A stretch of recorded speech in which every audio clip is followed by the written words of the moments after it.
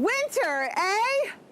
Giv'r, YGH. Our tour continues with Destination Ontario, and we have made our way to the Durham region. We are in Uxbridge at Trail Hub, and the great thing about doing outdoor activities is that you can see so much more. There is a ton of wildlife out here.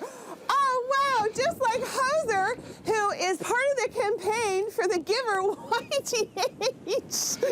Oh my gosh, this is just the best time ever. Snowshoeing is one of my favorite activities. It is something that everybody can do. You can get the whole family involved, and Trail Hub is the best place to do it.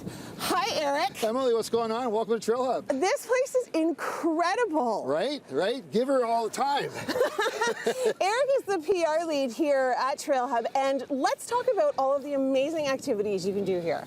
You are on 250 acres of pristine Oak Ridges moraine and connected to the Durham Forest. So in the wintertime, hey, snowshoeing is fantastic. We've got hiking, cross-country skiing, you can do fat biking. It is, I mean, we're at the highest elevation in the Golden Horseshoe. That's so you've got crazy spectacular views as well. And like rumor has it, Uxbridge is the trail capital of Canada. There is so many different trails here. BC, no. Alberta, no. It's right here, Uxbridge. We're talking, 300 plus kilometers of trails in a really scenic, because with the Oak Ridges Moraine, you have elevation changes, you have scenic vistas. And, look, in the wintertime, you want to get outside. Mental health is a real issue. And by being outside, it's good for your cardiovascular. It's peaceful, it's serene. We just had a snowfall too. And the beauty thing about that is snow absorbs sound. So it's even more tranquil. So, I mean, it's a really, really great way to get outside. And you even see occasional wildlife. Like, I think he's eating too much at our restaurant, but that's a good thing, right? So it's totally.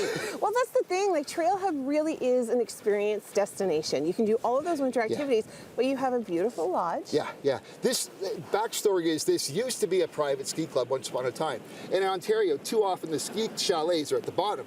But we built it at the top. So you have this spectacular view, and that chalet affords us to do so many other things. We have events. Our restaurant is Feast On certified. It's a 100-kilometer thing. We're high-end, and we've got, you'll learn later on, you're going to learn the country dance a little. Ooh. It's a huge night. We have hundreds of people every Friday coming out. It's just this great place in the middle of the woodlands. When you drove up here, you're probably thinking, where the heck am I going? Yeah, and then boom, right? You're right here. Yeah. Well, it is a really great spot. We're so lucky to have these types of things that are so close to the city. Well, that's the thing too. Even though we're in the middle of the wilderness, we're about 15 minutes from the 401 if you take the 412, and like less than 10 from the 407. Yeah. So we're not that far away when you think about it. It's incredible. Yeah. Okay, there's so much more coming up on Morning Live. Line dancing, that is coming up next, so stay with us. You don't want to go anywhere. With no snowshoes.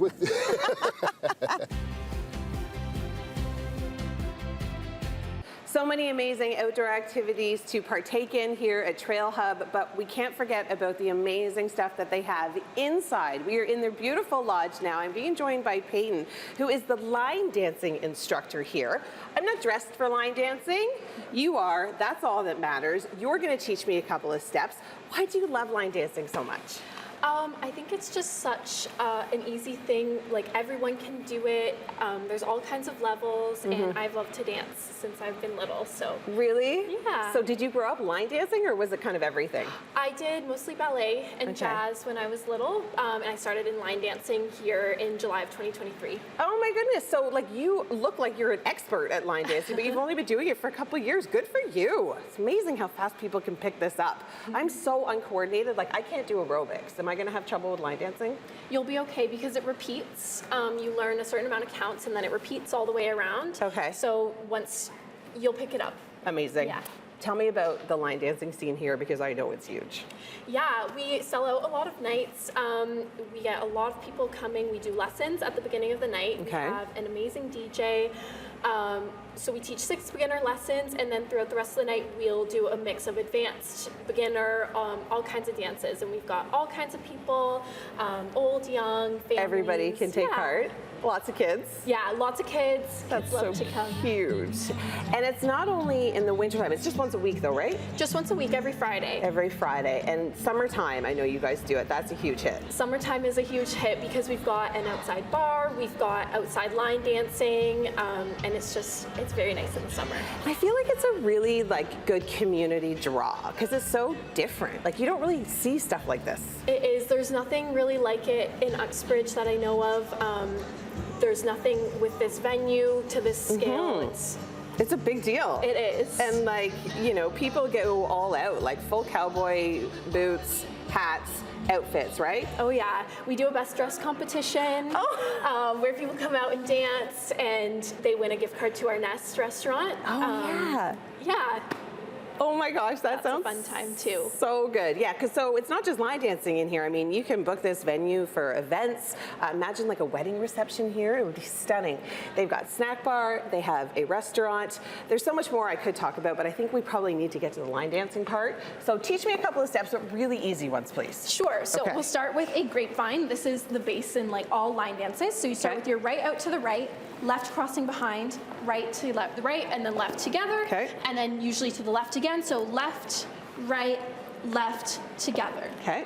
Another common one is a rocking horse. So you're just rocking forward and back and forward and back. Oh, that was easy. And one more is a jazz square. So you can do this turning or standing. I'll teach you turning. Okay. You're stepping your right over, left behind, right to the side, and left together. Okay, simple enough. I think I could give it a go. Yeah. Get some music up in the air.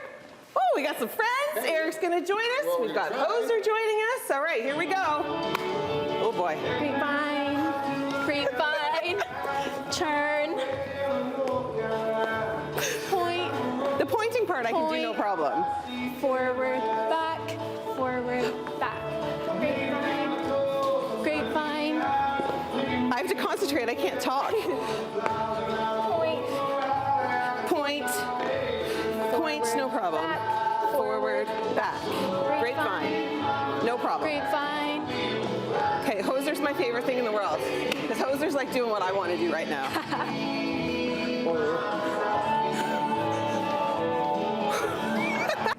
Our adventure with Destination Ontario continues. We are with the York Durham Headwaters team, and we have seen so many fantastic locations. We are now in the area of Port Perry, and we have made our way to Two Blokes Cidery. Now, they also carry beer, but cider is our main focus. I'm now being joined by Jen, who joins us by the tanks, otherwise known as her babies, because you are the head cider maker. I am, yes. Tell me how you got into that in the first place. Yeah, I mean, I stumbled into it. I started working at a brewery, and then during the brewery was COVID, and brewers were still, mandated to work, and I wanted to keep working, so I learned how to brew that way. Unfortunately, though, I have celiac, so it didn't make sense to keep brewing. Right. Yeah. So it's a lot of grain, a lot of gluten in beer. Yeah. There's no grain and no gluten in cider. It's naturally gluten-free. So I wanted to start doing that and being able to drink what I make. So, and I don't know if it comes across as a silly question because I don't know the answer, but do you brew cider? No, so you don't brew cider at all. Brewing involves creating a liquid, boiling grains, and creating the sugars to ferment.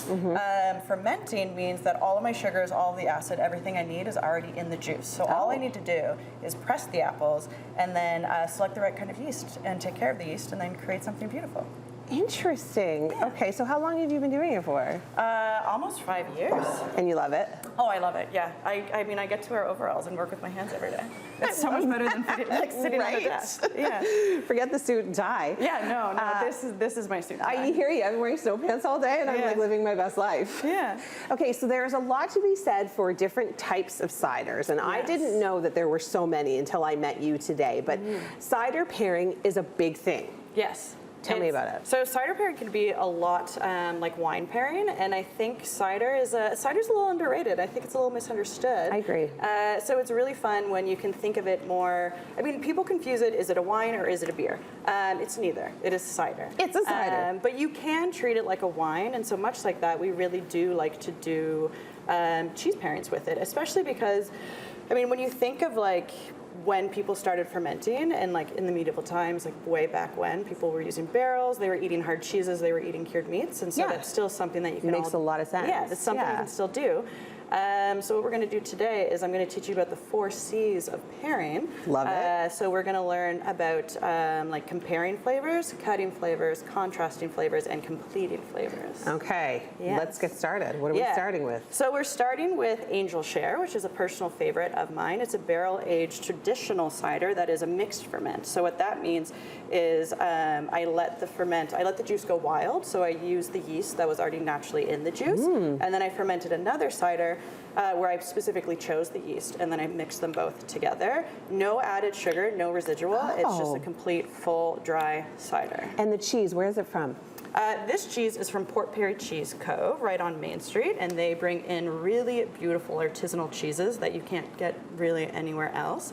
And the first one we're going to be starting with is this whiskey cheese here, and we're starting with that one because we're going to do like a compare. So these were aged in whiskey barrels, so we're using a whiskey cheese with a whiskey cider. I think I like this. Thank you.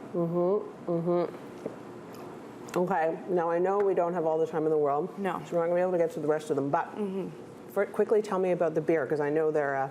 Yes, so we also have Old Flame beer here. We have one, we did a graph with them, which is a mixture between a beer and a cider. So we brought the two worlds together. It's one of the first things we did actually when Old Flame acquired Two Blokes. So it's half beer, half cider, which means we created a wort. And it's this one? Yes, this You created one a wort. A wort. So a wort, I know it sounds bad, but it's the liquid that you make that turns into beer.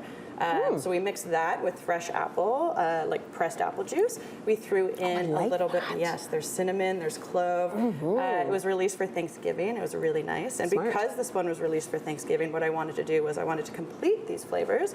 So we have a cheese called the Running of the Bulls, which has been drenched in rosemary and olive oil. Okay, well now so I'm you gonna have to the try this savory and the sweet notes of the cinnamon, the allspice with the rosemary and the olive oil. Okay, well, I've found my spot for the rest of the afternoon. But no, really, there's so much more to do here at Two Blokes. They've got outdoor activities, so we're going to explore some more of that from here. There's so much more coming up on Morning Live. Cheers. Cheers. Welcome to the Old Flame Brewing Company, where everything in this building is old and very, very cool. Our tour with Destination Ontario continues. We're still in the area of Port Perry. I'm being joined by Aidan now, and Aidan is the general manager of not only this place, but the Two Blokes. So they're really interconnected. We're still wearing our Two Blokes merch, yet we're in a different brewery. That was a cidery. This is a brewery. I'm getting my, reads confused. Yeah, fair enough. This place is amazing. Give us a brief history. Yeah, the building has a lot of cool stories attached to it. It was originally built in like the 1880s, and there's actually been 2 big historic fires that have happened in the building, which was a very serendipitous moment when we started tearing all of the drywall and stucco and sub ceilings out. We started to notice all of the original beams that had the original char marks from those fires. Gorgeous. Yeah, there was one in the 1880s and then another in the 1950s where that one actually burned the whole second story of the building down. Oh, that's why it's only one story now. Yeah, so we have a few in the tap room, some photos of the original building built in the 1884, and we tried to make it look exactly how it did back then. But awesome. It's been the Ontario Carriage Works. Upstairs they used to make NHL socks or some jerseys and stuff for the NHL. There's been all sorts of different things that have come through, but it's that's what I love about exciting for us now. It's so great, the small town charm. Yeah. I love yeah. it. Tell me about the flights. I know you guys have won some serious awards. Yes, we're very proud to say that we are the most awarded craft lager brewery in Canada That's at the moment. amazing. Thank you, thank you. Yeah. And this flight here is actually our 4 signature core lagers. Old Flame, we really specialize in traditional German-style lagers. When breweries started popping up, there was a lot of people that were producing ales, which are a little quicker to turn around. You can kind of produce them in a shorter time frame.